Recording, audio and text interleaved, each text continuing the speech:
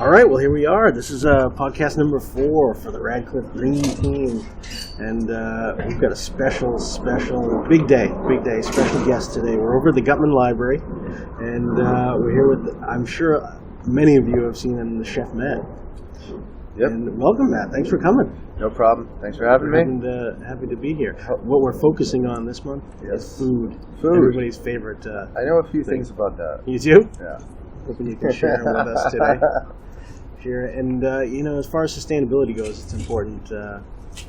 Food's an important thing for everybody, but, to bring that into the sustainability world is something different. And I love coming over to the Gutman Library, as I'm sure everybody does. Yeah. And I see you all the time, and I've heard you talk a lot about, shopping at the local farmers market. And maybe we can start out. Maybe you just tell us a little about yourself. Finished undergrad, didn't know what I wanted to do, and sort of picked up a summer job, washing dishes, catering, and slowly worked my way up. Found a mentor, a dear friend. His name is Matt too. He's a big, heavier guy, so he's Big Matt and I'm Little Matt. That's how it's always been. Big and Little Matt. Yeah, and he just taught me, how to approach cooking, and I think one of the main things that he instilled in me was do it as little as possible to render the natural flavor of the ingredient. It's and that sort of stuck with me. And it's not that you're supposed to do as little as possible all the time, but there's a lot of times that food's overworked. There's too many flavors going around, and you're just kind of covering up the essence of the main ingredients sometimes. Mm-hmm. So, as far as, sustainability, can you talk to a little bit about how Gutman Library and the cafe here deals with sustainability? As far as, I always notice that everything's compostable as far as all the cookware, and can you talk a little bit about that? Yeah, basically, such a compostable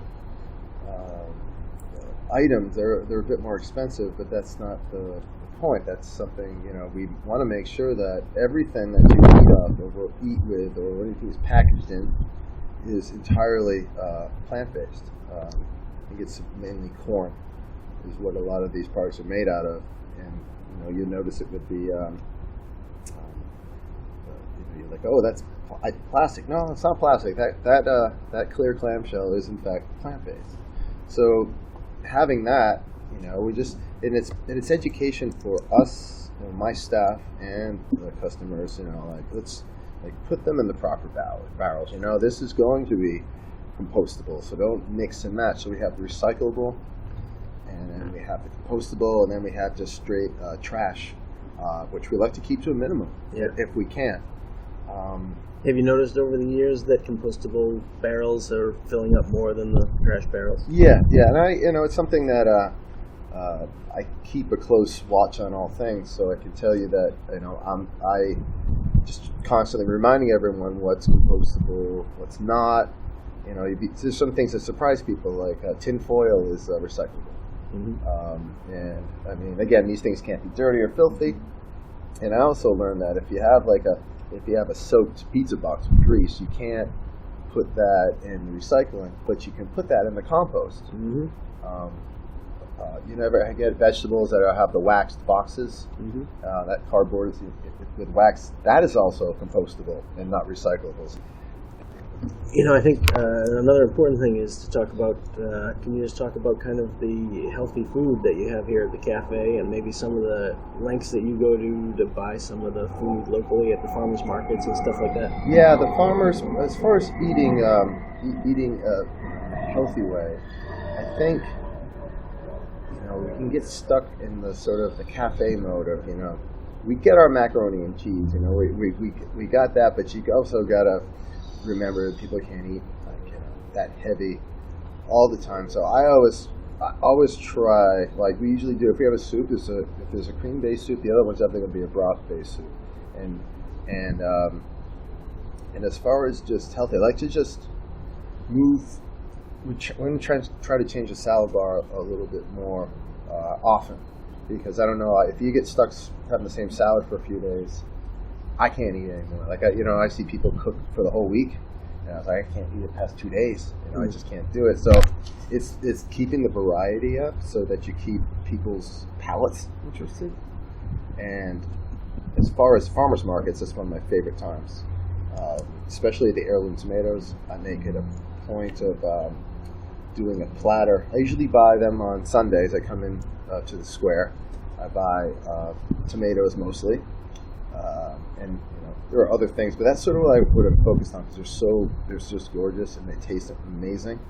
And I feature them on the platters. At the salad bar, looks beautiful, really nice. We also feature some of the tomatoes like in the omelet station in the morning. It's just sort of branch out from your old plum tomato and your standard sandwich tomato. These don't get refrigerated until they're cut. They have to be, so they don't have that sort of mealiness that can happen with those. So it's just educate. Every place I put these tomatoes, I put a description of the tomato, so people just get interested and get locked in. And I think someone said one time, like, does he, like, ask one of the baristas, does he talk to everyone about these tomatoes? And I just love talking about stuff. They have a good relationship with Kimball Farm, and that's my main thing. And then when the tomatoes start to wane, I go into apple season. I've been getting lots of heirloom apples and some amazing things that I found in that area. So after I'm done talking about tomatoes, I'm going to start talking about apples. Apples? Yeah, you got it. Cool. Well, I can't thank you enough for coming just out to talk to us. No and problem. What other kind of things, anything to kind of end our talk about, anything you want to shout out to about sustainability to the Radcliffe community? Well, I just eat a gut, man. I mean, I think it's just sustainability. I just think more of a vegetable based diet. And that's as a chef, I'm certainly not a vegetarian. Visit your farmer's market because that produce is fresh and it will last long if you treat it right and refrigerate it in time if need be. Or it lasts. It lasts, and you're pumping money into the local community. Yeah. And it's only a good thing as far as I'm concerned. And you're sort of eating with the seasons too. Like we always talk about the middle of winter, you order romaine, and like that we call it the 3,000 mile romaine. Yeah. Straight from California. Exactly. And we are kind of beholden to that too. But I mean, more eat with what's current, what's fresh and what's growing. I mean, asparagus is now pretty soon. We're getting the fiddlehead season, and then there's going to be some of the hardier greens come up, and then there's some interesting vegetables that you don't get to, like kohlrabi, which is sort of almost like a jicama type of thing. And I'm trying to think of what else. And the tomatoes come a little later, and they're usually pretty good until once the first frost comes, they pick the rest of them and they sort of just they go out, maybe not as ripe. So follow the seasons. That's when you start frying green tomatoes. Exactly. Right. Yeah, I take whatever they get. I grab a big old cart, and bring those suckers down. But it's always good to have a relationship with. I have my fishmonger. That's for personal use, and it's just great. Like, don't get some frozen shrimp. I'm not a big shrimp person or anything like that. I don't farm fish. I mean, it's just something that's local. What fish are running now? Like, oh yeah, no, cod's in abundance. And then lean towards that. So yeah, just kind of being aware. Stay local, stay fresh, and stay green. Exactly. And I see this one other question here, like tips for eating healthy away from home. If you go to the supermarket, stay at the perimeter. Get everything at the perimeter. That's where most of your healthier things are. You got your breads, you got your produce, you got some dairy. Vegetables all around the perimeter. Vegetables, right? Yeah, exactly. In the aisles is where you have, processed foods and stuff like that. I mean, I like nothing more than a bag of chips every now and then, but give me more fruit. Right. Give me more fruit.